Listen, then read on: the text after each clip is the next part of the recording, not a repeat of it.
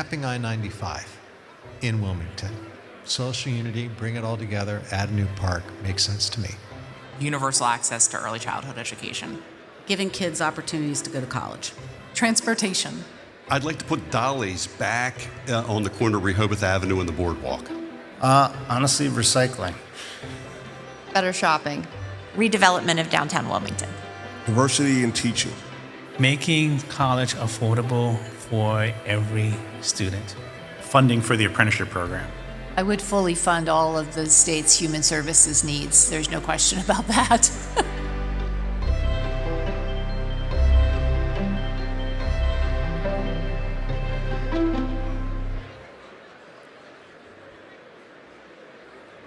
Good evening, everyone. I would like if everyone would please stand for our national anthem, performed by Kat Page. Kat is a United States Navy Persian Gulf veteran and is now employed by J.P. Morgan Chase.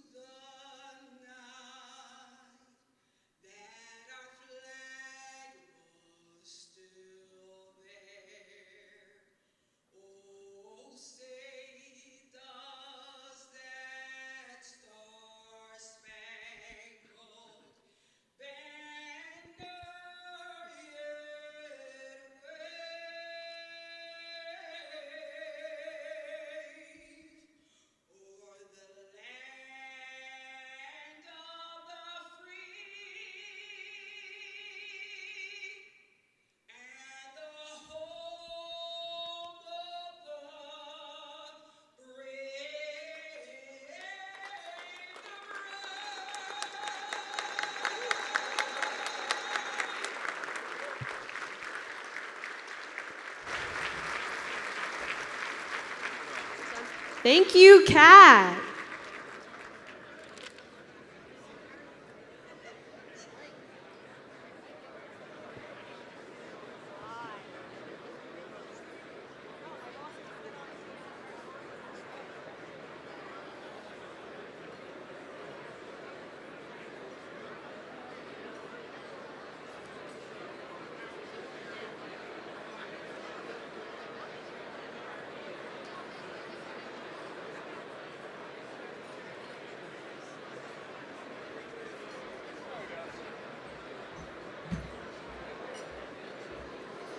Good evening, everybody.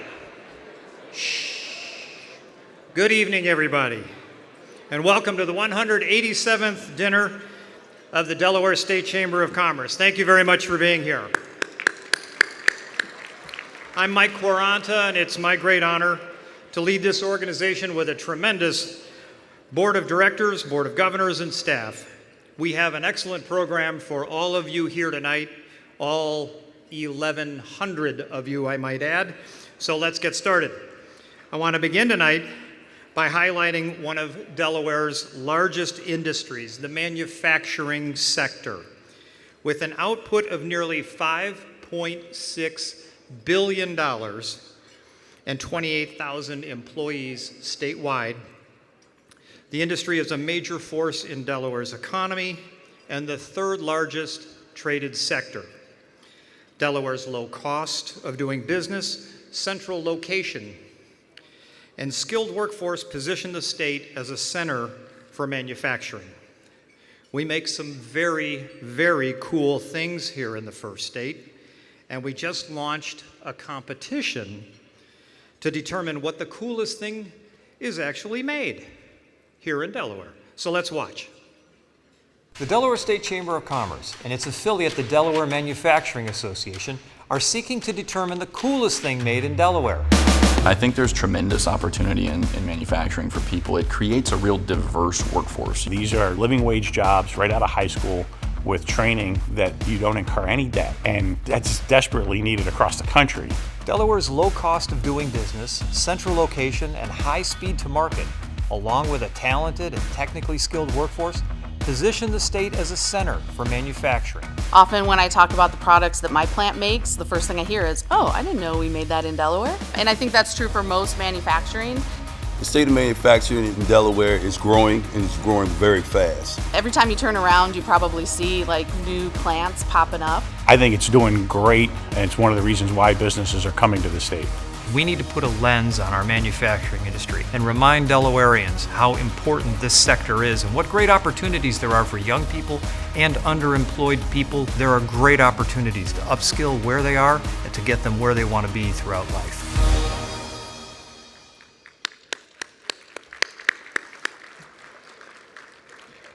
So as all of you know, there are very few original ideas. This was R&D of the finest sort. We rip off and duplicate. My friends from a few other manufacturing associations have tried this, and so on the back of your name tag, you can flip that over and you'll find a QR code. And on there is the nomination form, so you can nominate any product or company that you'd like, as long as the product is physically manufactured here in Delaware. Nominations will be accepted until February 21st, so make sure to vote now. So why the focus on manufacturing? Here is what's new, and if you've been following world news, then none of this will be a surprise to you. China's population is rapidly aging and declining. It's in a free fall. Their demographic problem is substantially worse than that of Germany, Japan, or Great Britain. It makes our demographic challenges look quite good by comparison. China is now dealing with the repercussions of having a 4 or 5 decades long one-child policy. Manufacturing has to go somewhere, and in the next 10 years, it's going to depart China, and it's going to look for places around the world to locate.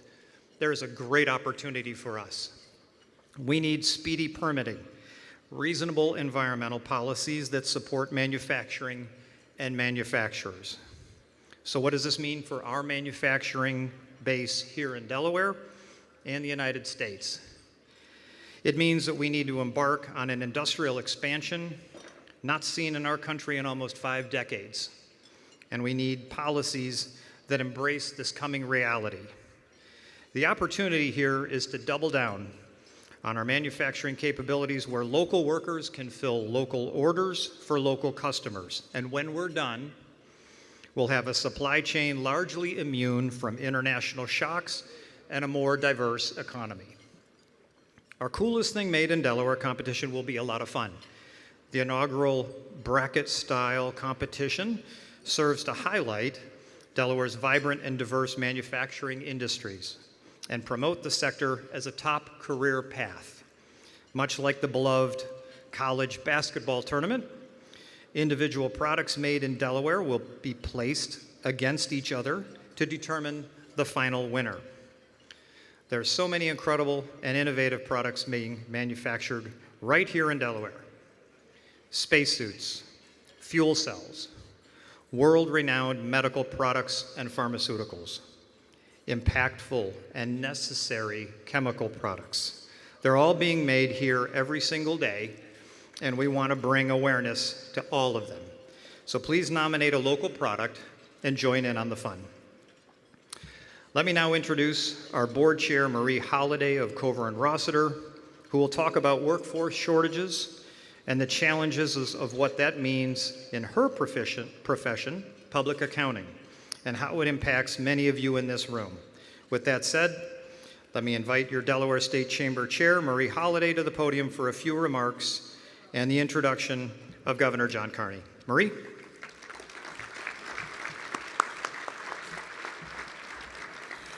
Thank you, Mike, for that introduction. Good evening, everyone. And as Mike mentioned, I am the chair of the Delaware State Chamber and the managing director of Cover & Rossiter, a CPA firm here in Wilmington, Delaware.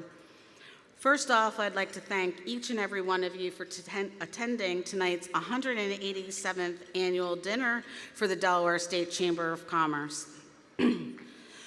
Workforce shortages are a challenge for almost every business in this room. The Chamber has recognized this and has placed workforce development as one of its top 5 policy priorities for 2024. My industry, public accounting, is not immune to these challenges. When I first started in public accounting in the 90s, it was extremely difficult to obtain a position at a CPA firm. However, nowadays, many CPA firms are outsourcing jobs to India and other countries, mainly because they can't find qualified candidates in the U.S. 75% of CPAs in the U.S. reached retirement age in 2020, and the outlook for their replacements is not optimistic. Despite large starting wage increases over the last few years, 40% fewer accounting graduates are sitting for the CPA exam than in 2010. I share these statistics with you because each of you depends upon professionals like me to handle your personal taxes, business filings, and more. For example, during the pandemic, many businesses relied on their CPA to assist with PPP and ERTC filings. The situation has gotten so bad that many of the regional and local firms are either opting out of auditing nonprofit entities or escalating the audit fees significantly to account for salary increases that smaller nonprofits can't afford. If you serve on a nonprofit board, audited financial statements within the last 3 years are required to obtain grant and aid from the state of Delaware, and in many instances, depending on the dollar level of the grant and aid, may even be required annually. So unfortunately, our industry's professional shortages may now be your problem too. I wish the outlook for my industry was better. We are trying creative initiatives to address our shortages, but all in all, each of my fellow CPA friends and I ask for your patience this upcoming tax and audit season. As a side note, if you have children going off to college, accounting is a great profession to pursue. There's lots of jobs out there, and we are not nerdy pocket protector accountants. So without further ado, I would like to welcome the Governor of the State of Delaware, John Carney.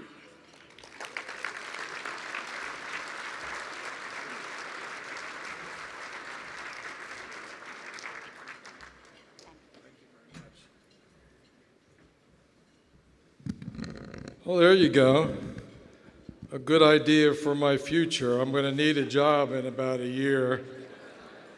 I don't know about that CPA exam or not. I think I can probably, I don't know. That's not really a good idea. I was watching, how many were watching the meeting of the Joint Finance Committee as they were coming up with all their ideas as we were sitting down? Anybody watching on the, they spent the amount of revenue we had about 4 or 5 times on all the great ideas. Now I know how difficult it is. Mike, thanks for inviting us all, 1,100 of your best friends here tonight around the chamber dinner. It's always the highlight of the new year. Fortunately, this year, usually it conflicts with the national championship football game that's already been decided, so no problem there, so we can speak Hervé as long as we want. Hervé, I was voting for immunotherapies that are made here in Delaware by Incyte, just for the record. And I know how important that is to your business. I do look forward to this event every year. It usually falls the week of my State of the State address, which of course this year was rescheduled because of the flu virus that I had come down with, and so it's scheduled for March. So one of the things that whatever I say in the State of the State, we'll know that the State of the State is late this year. And to all the business leaders gathered here tonight, it's great to be with you. Thank you for the great work that you do. It's so incredibly important for our state. The fact is that good jobs solve a lot of problems. Good jobs help families put food on the table, pay their mortgage, save for college and retirement, and sock away money for vacations. Good jobs also make sure we can fund our state government, all the ideas that were shared on that video, and invest in our top priorities: strong public schools, early education, infrastructure, safe and secure communities. You heard all the ideas on that video. Many of you know that I spent a fair amount of time on the football field as a player and as a coach. I know that was a long time ago, but my philosophy is still pretty simple. Economic development is a team sport, and we need everybody at the table working together to be successful. And that's why on day one of my administration, way back in 2017, I signed an executive order to rethink, to redo economic development here in Delaware. And together, on a recommendation, frankly, from the Chamber and the Business Roundtable, we created the Delaware Prosperity Partnership and brought the public and private sectors together at the same table to attract good jobs to our state and to keep them here. By any measure, the DPP has been a real success. Since 2017, despite a global pandemic, Delaware employers, the people in this room, have created more than 32,000 new jobs here in Delaware. Our job growth is outpacing states that surround us and the nation. And that's a big deal. Thank you. That's a big deal. I don't know whether Kurt Foreman is here, but I want to thank him and his whole, where is Kurt? Kurt, can you stand? He's way back in the corner there. Kurt, stand up and be recognized for the great work that you are doing with and my co-chair, Rod Ward from CSC, I know is here. He's been a tremendous partner in these efforts. The budget I presented earlier this week will continue our investments in job creation in the strategic fund, in our lab space development fund, transportation infrastructure, and in the site readiness fund. We continue to be focused on what we call Ready in 6, which Rod has been really focused on. Here's the bottom line. We are determined to win the competition with other states for good jobs, and we do better when we work together, and the DPP is proof of that. When I was first ran for elected office back in 2000, we had an economy concentrated in several large employers, and our dependence on a few large employers created instability during economic downturns and threatened our AAA bond rating.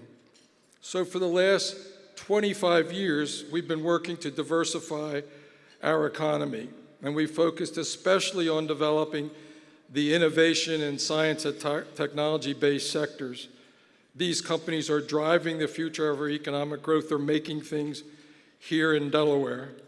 And that's why my budget includes a focus on that future with investments in NIMBLE and SABRE, which are research projects at the University of Delaware, and thanks to our delegation for support on that. No Delaware company embodies that spirit of innovation more than Incyte. And I want to recognize Hervé again and his team for their commitment to Delaware. One of the best stories we have, and we look forward to your message. Attracting a quality workforce is one of the biggest challenges we as employers face these days. Currently, there are 30,000 job openings in Delaware, but only 21,000 people looking for work. Let me say that again. 30,000 job openings and 21,000 people looking for work. And I know that all of you in this room are thinking hard about that issue, and it's a real challenge. It's better than the opposite, not having enough jobs. We're thinking about it in state government as well, and my budget includes $135 million in early childhood education, childcare for parents going to work. We're building on our teacher raises. We're investing in recreation and cool stuff to attract young people to our state. And we've made a big push to expand training programs. Thank you, Mark Brainerd, your team at Del Tech, for that work. This is an issue we can solve by working together. It's truly a team sport. And as we close out this last year of my administration, we will also continue to work hard to leave the state's finances in a strong position. When I came into office, we had a $350 million to $400 million budget deficit. Today, we have extra $400 million in reserve. Unlike many states around us, we're in good financial position, and this will make us even more competitive in the future. I can assure you that will be a big focus my last year in office. Let me end where I started. Good jobs solve a lot of problems. It's as simple as that. We compete every day to attract new jobs to Delaware and to keep existing jobs here. So I want to thank all the employers who are in this room tonight and those who aren't with us. There's nothing more important than what you do so that we can have a strong and growing economy. Thank you for what you do to make that happen. Again, Mike, thanks to the Chamber for bringing us together tonight. Finally, for the recipient of the prestigious Josiah Marvel Cup Award, congratulations. I have no idea who it is. God bless you.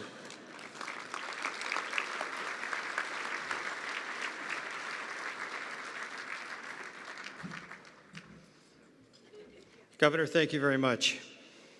You've been a terrific partner your entire career, and our gratitude cannot be higher. Ladies and gentlemen, another round of applause for Governor John Carney, please.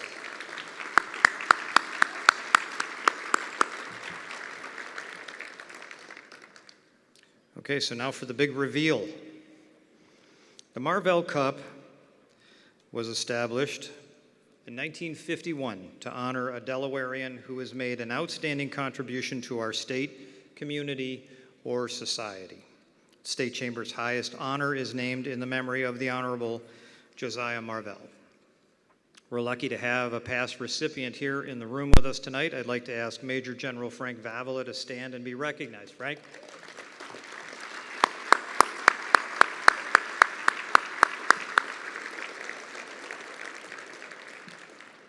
All right, now let's find out who the 2024 Marvell Cup recipient might be.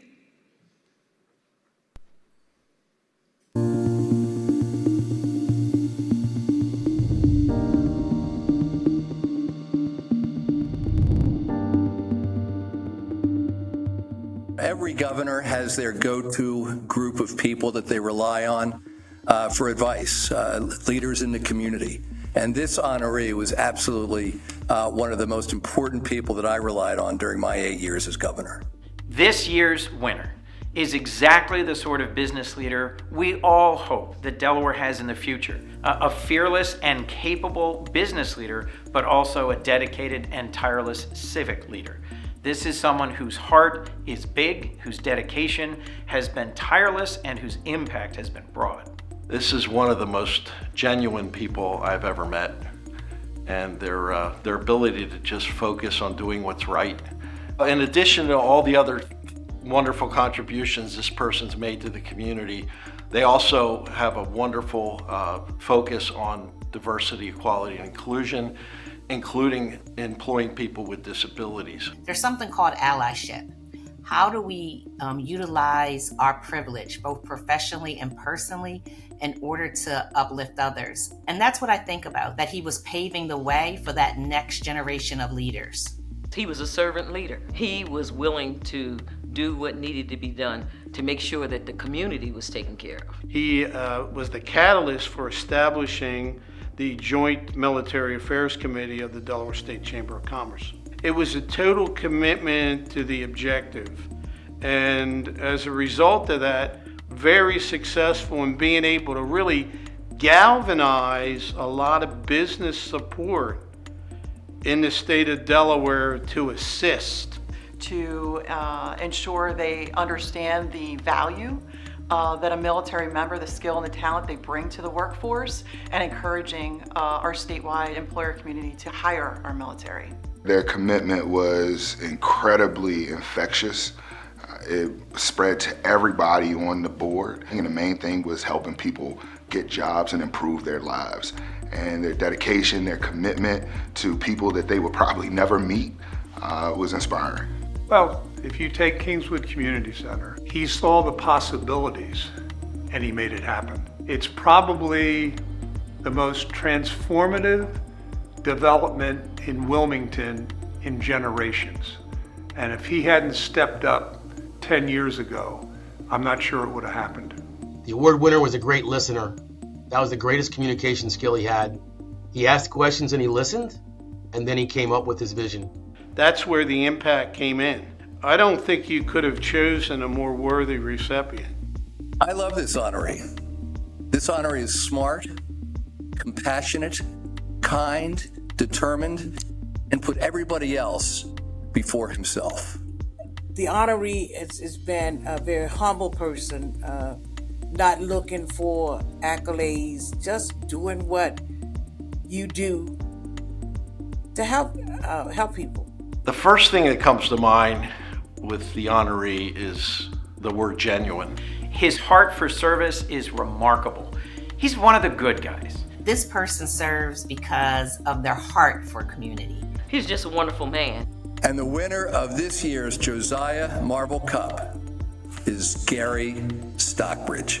Congratulations, Gary Stockbridge, for winning the Marble Cup. Congratulations, Gary. Well deserved. Congratulations, Gary. Much deserved, my friend.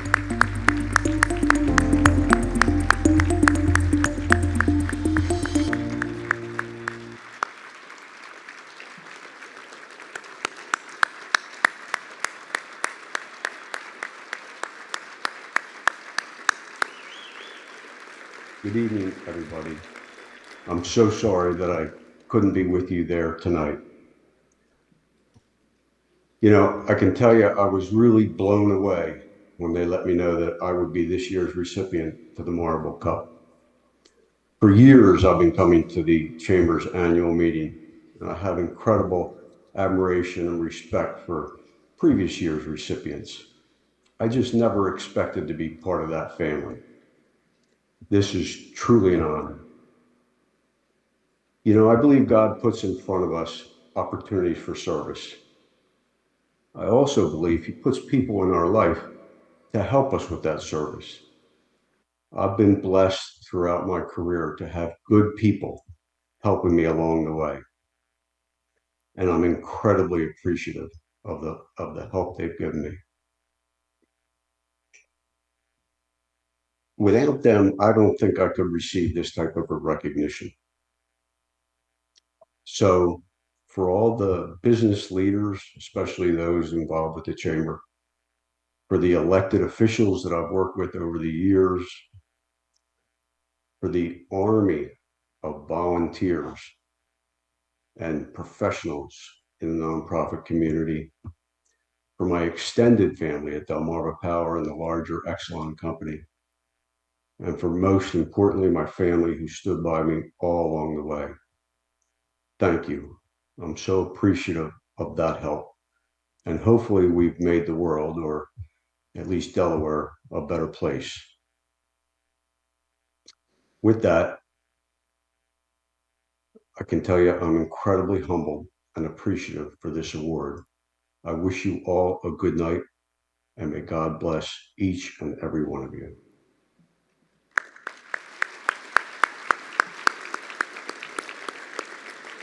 Well, as that shows, unfortunately, Gary had an unavoidable conflict, so we've asked he's got his children here, Rihanna and Dylan, to accept the award on his behalf. You guys both join me up on stage. Let's give them a round of applause.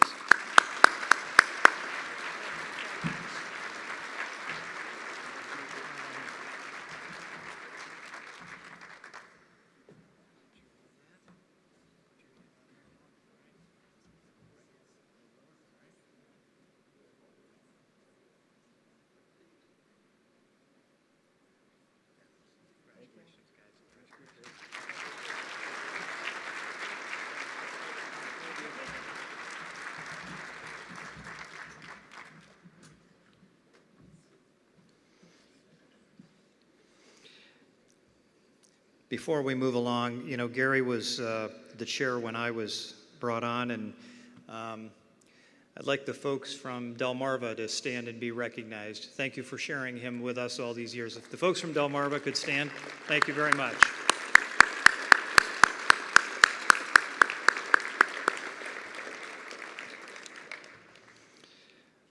Well, we've got a special addition to tonight's program, one that we don't do all the time.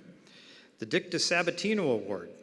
The Dick DeSabatino Award is given to someone who's made a significant contribution to shape opinion and public policy in the state of Delaware. This award is referred to as the Dickie, not given annually. In fact, it's given out quite rarely. The award was last presented in 2021 to the Honorable Margaret Rose Henry. Prior to that, the award was presented to former State Representative Joseph G. DePinto and John H. Taylor, Jr., who was then Executive Director of the Delaware Public Policy Institute. So now let me call Bob Bird up on the stage. Where are you, Bob? There we are.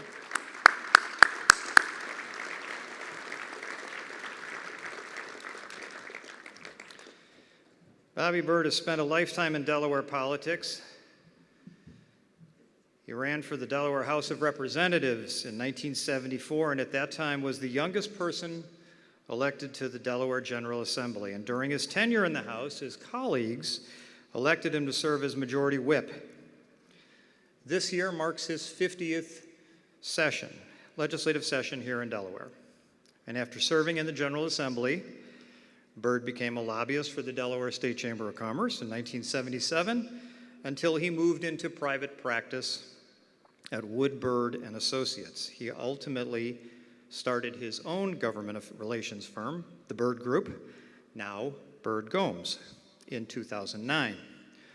Bob is still very active with the Delaware State Chamber of Commerce, serving and chairing multiple committees. He's a member of our Board of Governors and has been since 1993. Now, Bob thinks he's coming up on stage tonight to introduce someone else. However, Bob, you are the 2024 Dick DeSabatino Award winner.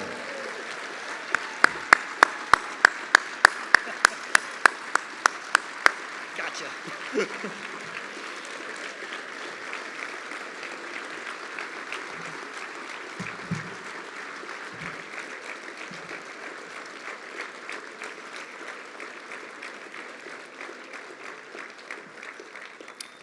Ladies and gentlemen, the Honorable Robert L. Bird. You got me big time. I did. The microphone is yours. I don't know what to say.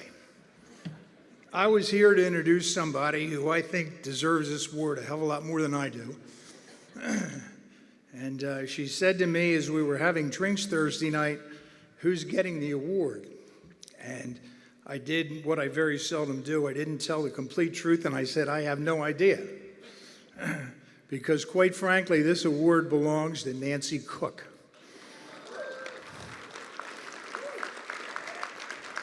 And that's who I am prepared to introduce tonight, who has spent 60 years in Legislative Hall and has been involved in a hell of a lot more than I have over the years.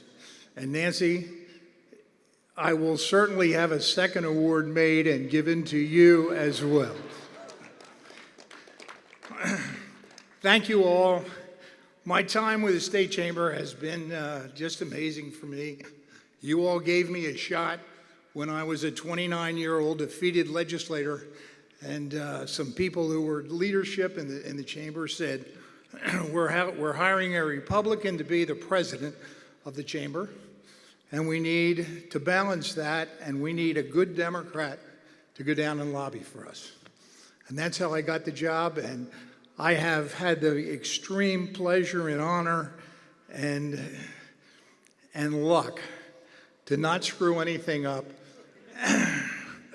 and to have the honor of making my hobby when I was a kid into a very successful career. I've made a few bucks, I've made a few friends, and I've enjoyed every bit of it.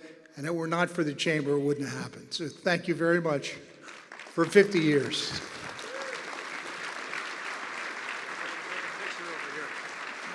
Come on over here.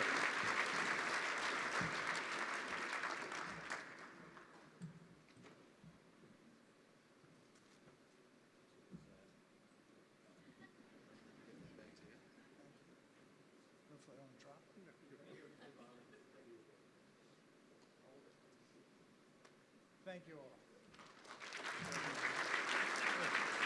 I appreciate it, buddy. I'm good. Thank you all. Thank you, Bob. Congratulations again, Bob.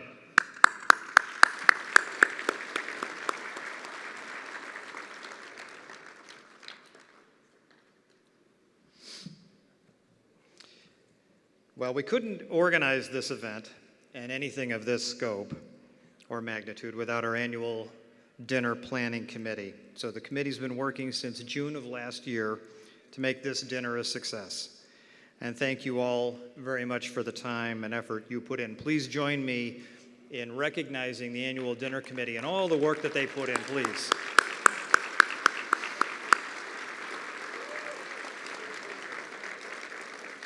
And I want to give special recognition to our chair, Chip Rossi. Chip, will you please stand for our annual dinner committee chair? Thank you, Chip. Chip, thank you for your leadership. We're always honored when members of our congressional delegation can make room in their busy schedule to support the state chamber. So let us recognize Senator Tom Carper. Senator. And Senator Chris Coons for being here.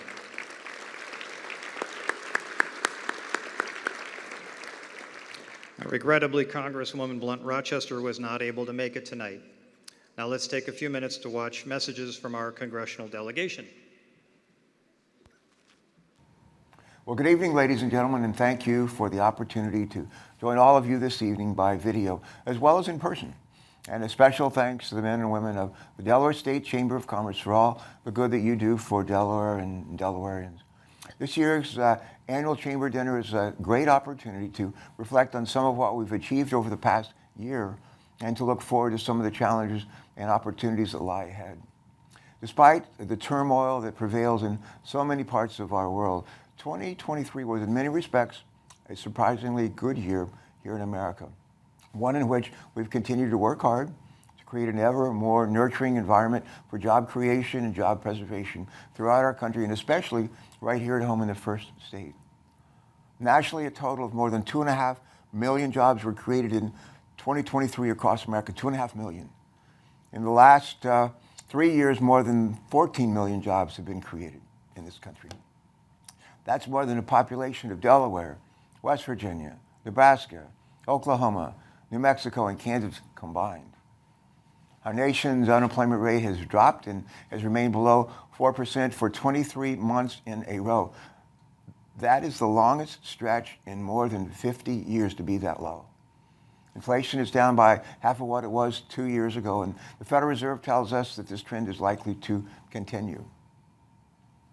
All right, and by the way, 30 states have average gas prices today of less than $3 a gallon. Delaware is one of them. Many of you in the room tonight know that I am one who believes that bipartisan solutions are lasting solutions, and I am by nature an optimist. But there really is much to be hopeful about and thankful for today. That's due in no small part to the historic bipartisan infrastructure law that our congressional delegation, Chris Leese and myself, helped to write, and our president signed into law. And as we continue to implement that law, much of which was written in the committee that I'm privileged to chair, we are witnessing historic investments in our nation's roads, our highways, our bridges, our railroads, our ports, our transit systems and water systems, while also dramatically improving internet access across Delaware and across the country. While continuing to foster innovation, a second measure, known as the Inflation Reduction Act, has, among other things, helped lower prescription drug prices for many. For example, capping the cost of insulin for seniors at just $35 a month for them. In closing, as I look ahead to my last year in elected office, I just want to thank all the folks who have wished me well in my retirement. Well, let me just be clear, though. I have no intention of really retiring, or for that matter, for slowing down. In fact, I've shared with many of you present here tonight that I plan to run through the tape until high noon on January 3rd, 2025, when my term expires. There are plenty of things to do that are still on my to-do list, and while there's not enough time for me to list them all here tonight, I just want to assure you that the list is long, it's important, and I think it's achievable. Henry Ford used to say, among other things, if you think you can or you think you can't, you're right. Well, I think we can.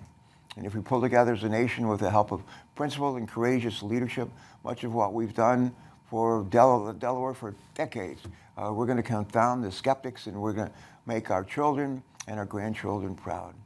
I'm convinced that the best is yet to come for Delaware and for America, and I hope you feel that way too. So let me just say thank you from the bottom of my heart for the privilege of serving our state and all of its people for all these years. And a special thanks to my wife, Martha, for sharing me with all of you. She's in the audience tonight. I want to ask her to stand up, and I want everybody here to give her a huge, huge ovation. God bless you. And God bless you, Martha, and God bless the Chamber and the people of Delaware. Thanks so much. To President Mike Quaranta, the board, and everyone who's attending this year's terrific Delaware State Chamber of Commerce dinner, thank you. Thank you for being the voice of our community. Thank you for helping keep me informed about the concerns of Delaware businesses. And thank you for once again being my great partner in a successful annual Taste of Delaware celebration in our nation's capital. I'm excited for 2024, and I hope you are too. Thank you both.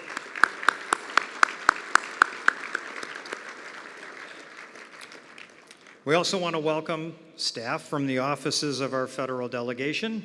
Thank you for being here.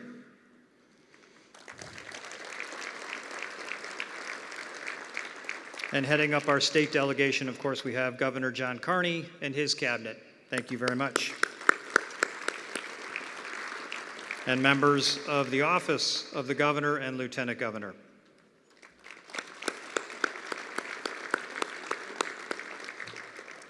And tonight we're honored to have Lieutenant Governor Bethany Hall Long, Attorney General Kathy Jennings, State Treasurer Colleen Davis, and State Auditor Lydia York. Let's give them a round of applause, please. And one of the great things about the annual dinner is that it brings together business leaders, elected officials, and state dignitaries. And we're glad to have members from the General Assembly with us here tonight. So thank you to our state senators.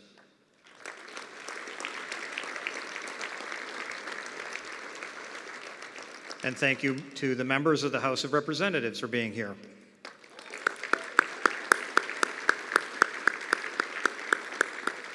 From Newcastle and Sussex counties.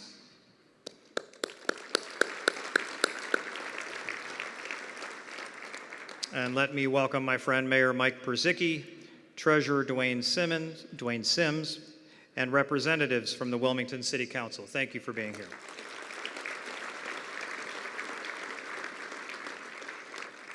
And finally, I'd like to welcome representatives from north of the border. Yes, we have some friends here from north of the border. From the Canadian Consulate General, Invest Quebec International, and Invest Ontario. Welcome. Thank you for being here.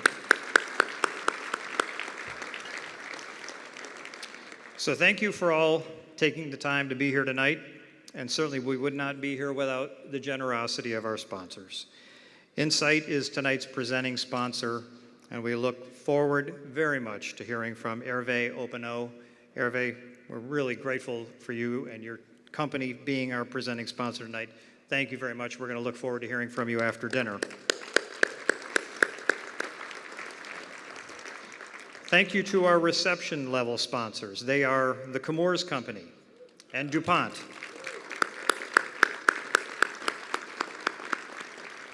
Our chairman sponsors are Adhesius, AstraZeneca, Bank of America, Barclays, Christiana Care, Comcast, Corteva AgriScience, Delmarva Power, FMC, Fulton Bank, Highmark Blue Cross Blue Shield Delaware, JP Morgan Chase, M&T Bank, Nemours Children's Health, Sally Mae, and U.S. Wind. Please join me in recognizing all of them.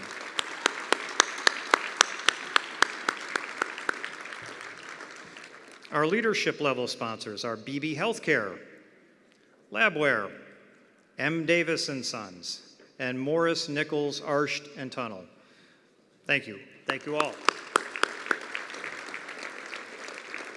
Our ambassador sponsors include Bloom Energy, Insperity, PNC Bank, Social Contract, the University of Delaware, Visa, Wilmington University, and Wisfis Bank. We thank our sponsors also at the advocate level. Finally, we often say that small businesses are the backbone of our state's economy. Truer words were never spoken. We'd like to recognize the 35 small business leaders that sponsored tonight and thank you all for your support. They're all listed there.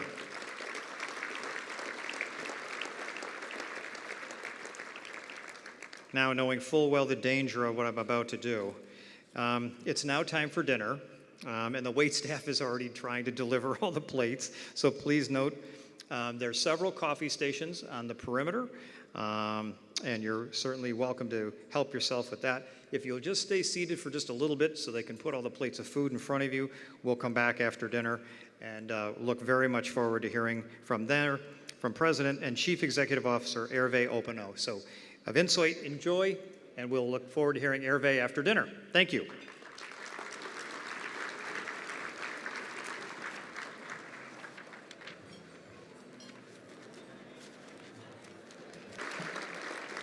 And I want to remind everybody there's coffee stations along the perimeter, so if you want to grab yourself coffee or tea or ice water, there's some stuff there.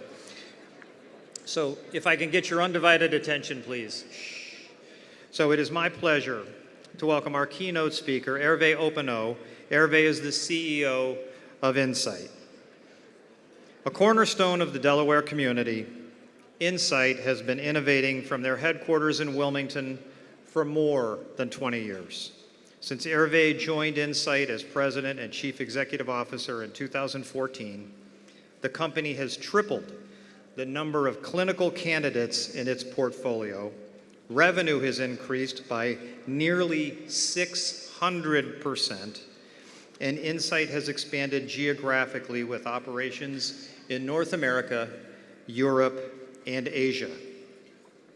Incyte has made a significant impact within our local community, contributing generously to the local and state economy through the Incyte Foundation and its partnerships, as well as among the global healthcare community. It's my absolute pleasure to welcome Hervé. As he comes to the podium, here's a little bit more about Incyte. Roll the video.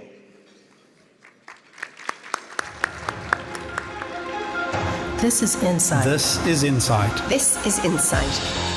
These are our laboratories. These are our people. This is our mission. These are our work days, our collaborative meetings, These are our compounds. our studies, Our experiments. our colleagues, our crest, our passions, which mean everything. This is how it all started. This is a company we'll always adore. For others, it's work. For us, For us, it's a way of life. they have an office. We have a home. They have a 9 to 5. We have a purpose. They have a boss. We have a family. They have workers. We have friends. And together. And together. And together. And together. And together we live, we learn, we strive to find a cure. We are Incyte. We are Incyte. We are Incyte. We are Incyte.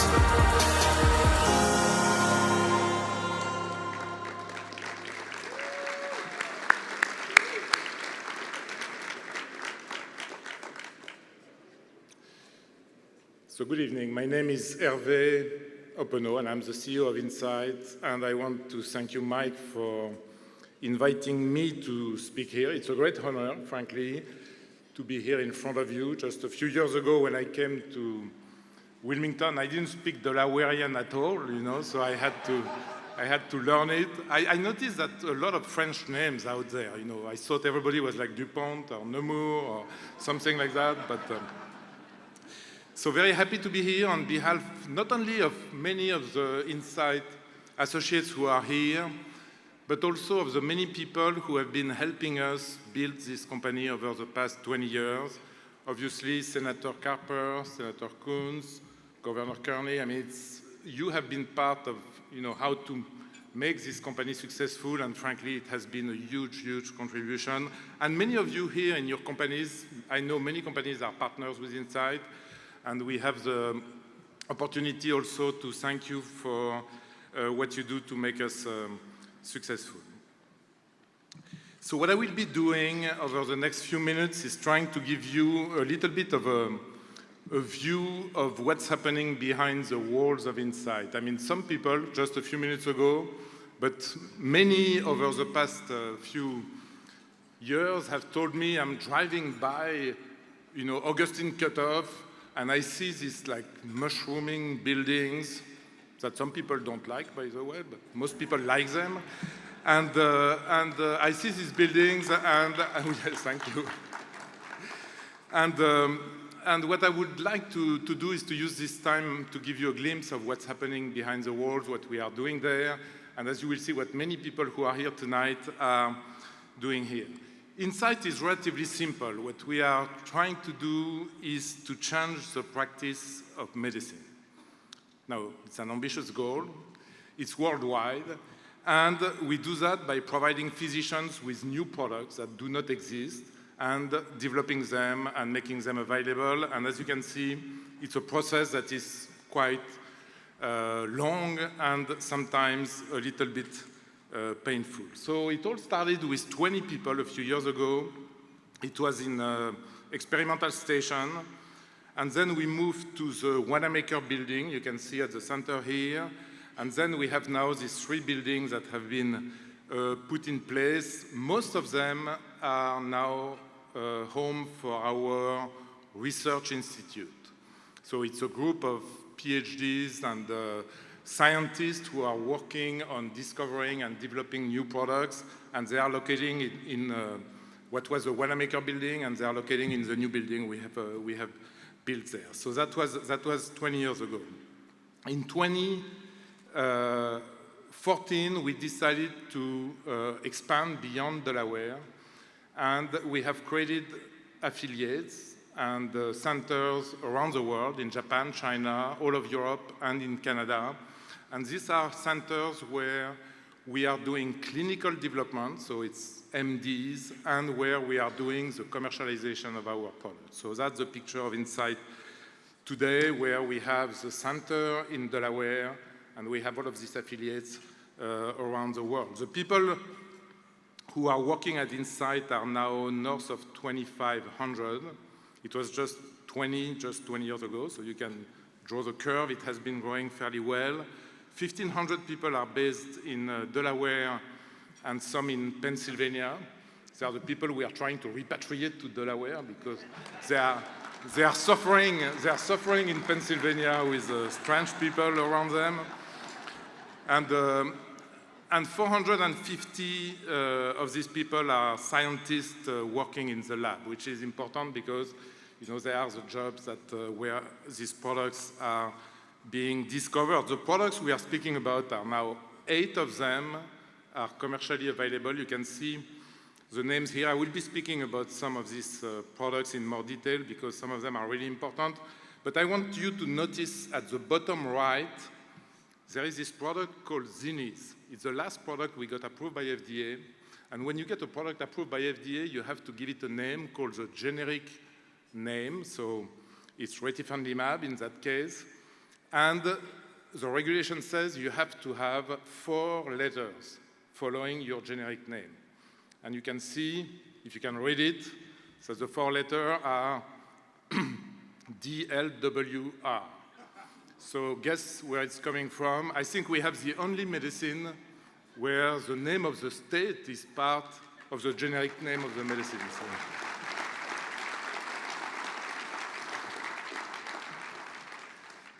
So 20 years is what we are now celebrating. I mean, that's when We started, it has been 10 years where development was taking place, and the past 10 years where we have been able to grow revenue from these products that I just described. And as you can see, the revenue has been doing fairly well, not only in the US, but across the world. So it's, economically bringing resources into Delaware from, systems from all over the world. And we are in 2023, we will be not far from $4 billion for revenue for the corporation. So it's one way to look at it. The other way to look at it, which frankly I think is more interesting, is that there are around 2 million people whose disease have been treated with our products since we started. So that's a large group.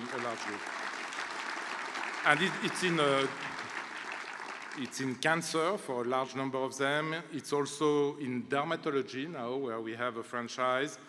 It was in COVID, where during COVID we had one of the few products that were approved by FDA on an emergency mode because it was managing the lung hypersensitivities that was happening when patients were exposed to COVID, and obviously in inflammation. What makes us proud, even beyond the normal course of business, is this slide, is that there are a number of diseases where Incyte scientists were able to discover products for disease where there was no treatment before these products became available. And there are 7 of them, so it's not something happening once, it's something that has been happening again and again.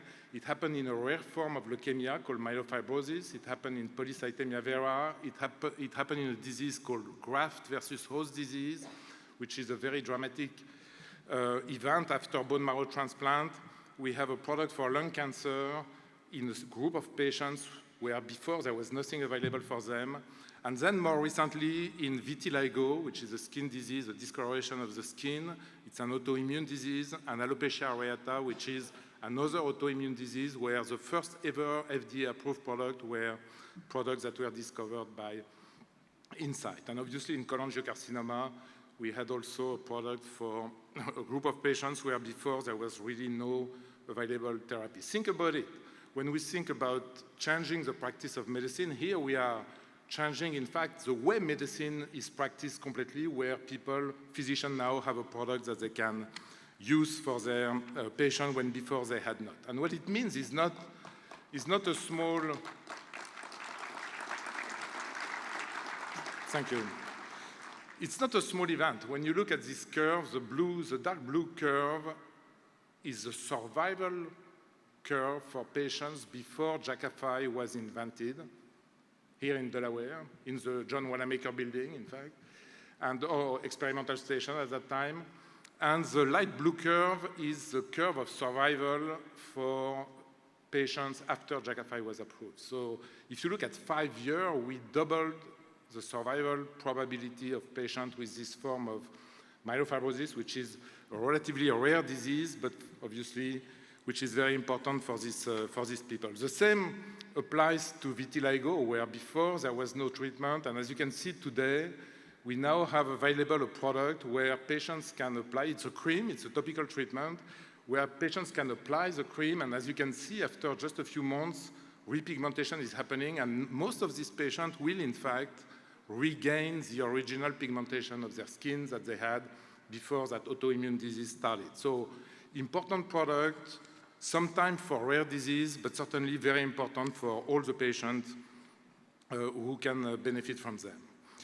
So how does that happen? This whole process of discovering new product is really something that sometimes is based on serendipity, so that's something to remember. It can happen, but it's also very much based on good science and how science is applied. So David Burns, who is here in the room, in fact, is one of our principal investigators in chemistry, and is speaking about it as a Rubik's Cube, where you need to align so many different things to make them exactly right before you can have a product that can be used and tested in clinical trials. So this is the chemical formula of ruxolitinib, which is one of the first products that we have discovered, the one that we have also now on the market in many countries. And I will take that example to take you through the journey of a product like ruxolitinib as it goes through development. It's a 10-year trip, so I will not do it in real time. I will accelerate a little bit. And basically what you see is that you start at the beginning with hypothesis, with a number of molecules. In that case, for actual number is 3,500 products were synthesized. So the chemistry team created 3,500 JAK inhibitor, which is a mechanism we have here. And it took us up to, 3 years to get to the point where we had products that could have some of the characteristics that we were looking for in terms of stability, chemistry, impact on the disease, and safety. And then we go into the clinical trial phase, which is a 9-year journey, or 7-year journey, where we will basically start testing these chemicals that come from the lab and look at which one are safe enough to be used as a medicine, which one have efficacy, and then we compare them to the standard of care, and we are 9 years into this trip, facing the FDA, the government, and saying, look, we have this thing, it's beautiful, why don't you approve it, so that then we can start the commercialization. And that will take an average of a year, most of the time.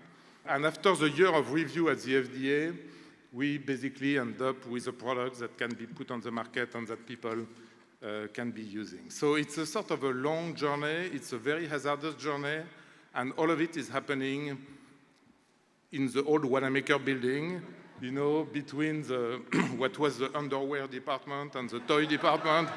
That's where all of these things are taking place, leading to these products that people can use. So at this point, we have 24 products that are at some stage of development in this whole sequence that I was describing here. There are products in cancer, in oncology. You can see the different indications where they are applied. It's also in dermatology, as I was speaking about, in eczema, vitiligo, and a number of fairly rare skin diseases, which many of them have immune and autoimmune sources. So it's a field where there is a very large medical need, and we have partners. So it's 2 small companies called Novartis and Eli Lilly. So big guys who are in fact commercializing for us some of the product in areas where we don't have the capabilities to do it. So that's sort of the field and the portfolio we are looking at here. 7 of these products are in fact FDA approved, and the other one are in a certain stage of development. Now, to make that happen, obviously you need money. So in our case, it's 44% of revenue. I spoke about the revenue curve. So half of it, or not half now, 44% of it is going reinvested into R&D. And that's obviously the big question. And you can imagine when I'm speaking to investors about the reinvestment of all of these resources into R&D, it's always a big question, because some of these projects, like 99% of them, will die and will never be a drug. And the one who will be a drug will be available in 2031, 2032. And you can imagine a few people scratching their head and saying, hey, give me the money back, I'll take care of it, There is no, so that's part of the equilibrium of this business of biotech companies, is that you need to be able to invest over a very long period of time, because that's the only way you can do this work of discovery that I was speaking about here. Now, money is not the entire story. In fact, people is what matters. And we are now in a position, you can see the numbers here. We have around 1,000 scientists working in our team, and we have the quality and the people who have the experience to be able to deliver these programs as they are moving through this entire process of development.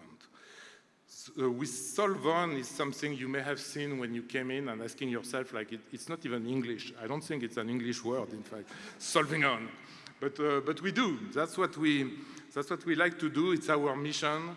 And what it means is literally finding solutions for patients. And that's what I want to speak about for a minute, because it's really something that is the true motivation for everybody working at Incyte, is this concept of saying we can take the science from the bench, the lab, to the bedside, which is the place where the patients are being treated, or if it's not a bedside, at least to their drug cabinet that they have somewhere in their house. So that concept is really something that is not just a theory, because in fact, that connection is a real connection. It's basically Leonard. He's a patient with vitiligo who came to our office to meet with a researcher who developed the product for vitiligo that he has been using and that has been changing his life. So he's here, he's quoted speaking about, the fact is that behind the numbers, there are faces and people, and I think it's really the most important part of what is driving the motivation of our team. And I would like to share a couple of quotes that are also inspiring us. So this is David. This is a patient who suffered from GVHD. I spoke about it briefly. It's a very problematic disease. Patients are cured from cancer with bone marrow transplant. And one of the side effects of the bone marrow transplant is GVHD, graft versus host disease. And David was suffering an atrocious crisis of GVHD. He was part of one of our clinical trials. And in a few days, in fact, he was totally cleared from his GVHD, and he has been speaking about it as something that completely changed his life. It's Donna. So Donna here is with Stacy, and we speak about the scientist and the patient getting together. And here we have Stacy, who discovered ruxolitinib, and she's here in the room. And we have Donna, who is a patient with polycythemia vera, basically speaking about how she can do her job, and she would not be able to do it without the help of that product. And then we have Lynn, who is a patient. She's a local patient in the area here, and with myelofibrosis, so I spoke about it at the beginning, whose life has been completely transformed by being able to get this product. And then there is Jan. Jan is here in the room. She is a cholangiocarcinoma survivor. She was appointed to the Rare Disease Advisory Council by Governor Carney recently in Delaware. She created a group of patient support for cholangiocarcinoma. Cholangiocarcinoma is a very rare bile duct type of cancer. It's very problematic, frankly. And we developed a product, pemigatinib, for cholangiocarcinoma a few years ago. And something that had never happened before happened. Jan bought a billboard on 95 saying, "Dear Incyte, congratulations and thank you, with love, the cholangiocarcinoma warrior," which is the name of the organization. And I've been in this business for a long time, and it was, frankly, something that made everybody in the organization very emotional, because sometimes we get a little bit of criticism because of our buildings or something. And in that case, it was really a group of patients coming to us publicly to say, "Thank you for what you do," and directly to the researchers, the people who have been spending years on this project. It had a very, very meaningful impact. I want to speak a little bit about what we do with the community here. And in fact, it's very important, and it's something that is really driving a lot of our associates and the people working at Incyte, is to be part of the community. Many of us are new to the area. Speaking of the impact on the community, the first thing is to participate. And that's something that is very active in the company. We are part of a number of groups that are trying to help, trying to contribute to the community. And that's something that everybody at Incyte is proud of. You will see somebody with a yellow dress. you will see coming back a few times. And she's the one orchestrating this entire process, Paula Swain, who is here. And is the head of the foundation. The second piece is to help existing organizations that are in fact doing some things that nobody else is doing, and that's the Cancer Support Community Delaware with Nikki Pickles, who is also here. It's Be Positive, another group of support of cancer patients with Joe McDonough, who is also here tonight, and Janet Texera for Cancer Care Connection. I must say, these activities of these groups in Delaware are absolutely incredible.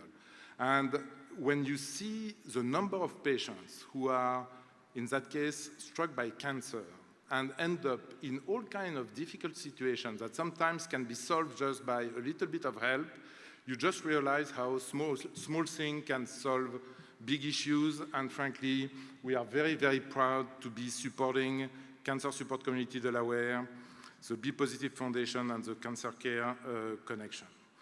The other aspect, and I will finish on this, is our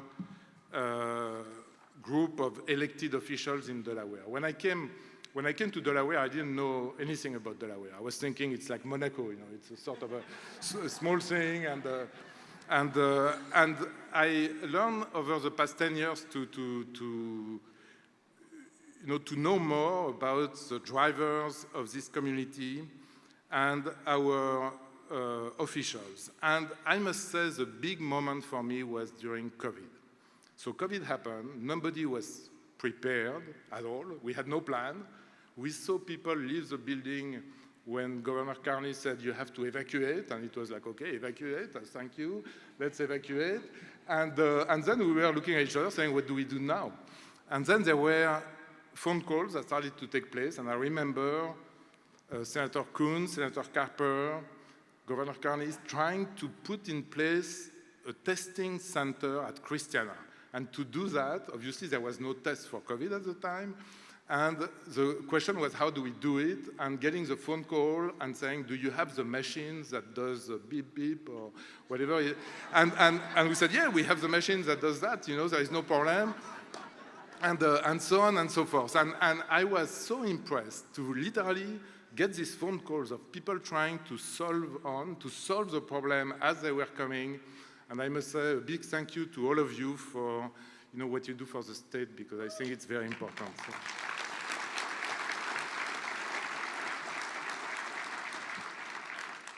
So I will stop here. I mean, our commitment for the future is fairly simple, because a lot of it is we will continue. So we are basically synthesizing and creating and testing around 20,000 new products every year. And that's how innovation will take place. And we are patient, and we are very proud of that process. And we will continue to do it. We will also work on how to make Delaware a center for biopharma innovation, not just with Incyte, but with the other companies. And there are now new companies being created by Incyte people, that's the way we call them, or ex-Incyte people. And I think it's really important for the state. It's really important for us as a company, because having colleagues doing the same thing as us is clearly going to help. But it's also important because it can solve some of the big health issues around the world. So thank you very much for your attention.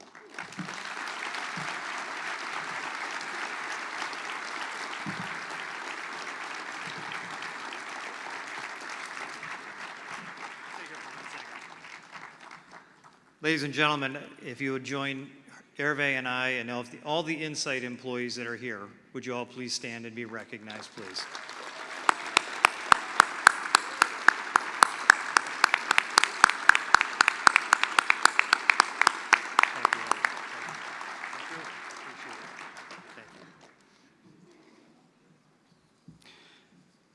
Sometimes you don't know what's going on behind the closed doors, and that's just fascinating and heartwarming at the same time.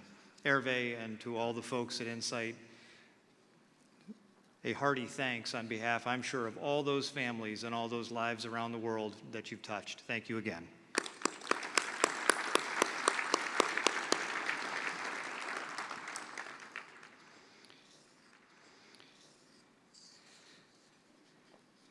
So now I'd like to recognize our A.R. Morris Board Member of the Year. This is a special recognition voted on by the Chamber staff and is named in honor of Albert Morris, who opened A.R. Morris Jewelers in 1960. Our Board Member of the Year was selected by our staff for his dedication to the organization. He's been a member of our Board of Governors since 2017 and joined our Board of Directors in 2019. My sincere congratulations to Jason Gonzalez of DuPont. Jason, come on up on stage.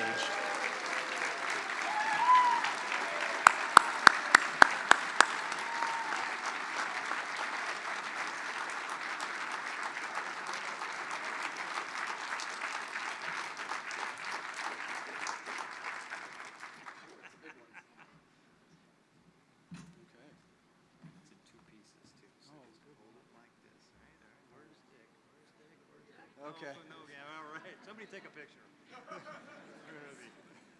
There he is right there. All right. He's right here. He's right here. Got it. Got it? All right. Congratulations. Thank you. Thank you.